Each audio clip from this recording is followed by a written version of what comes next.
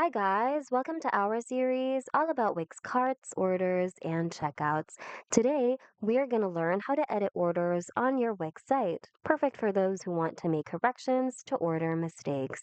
By the way, a quick heads up, you cannot edit orders containing a store subscription or orders that were already partly or fully refunded. With that out of the way, let's get into it. On your site's dashboard, go to Sales and go to Orders.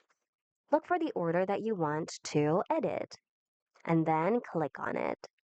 Click on More Actions here and below. Select Edit Order. Here, you can start editing your order. You can add or remove items. So to add items, click on Add Item here. Depending on the type of website you have, if you're offering services or products, select that here. In my case, I'm going to select product and I'm going to add, just say for example, a product from my store. And to remove an item, you can click on the three-dot button next to the order you want to remove, and then click on Remove. Also, if there have been mistakes to your customer's info, click on the edit icon over here, and then make sure to make the necessary corrections. Double check everything, and once you're done, click on Save.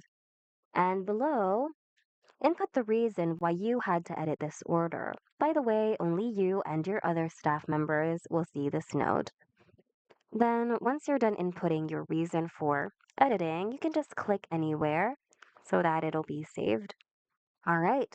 Make sure to review everything so that there will be no more mistakes. And once everything's all good, you can then click on Update Order and a pop-up will appear so you can issue a refund or collect payment from the order page once the order is updated.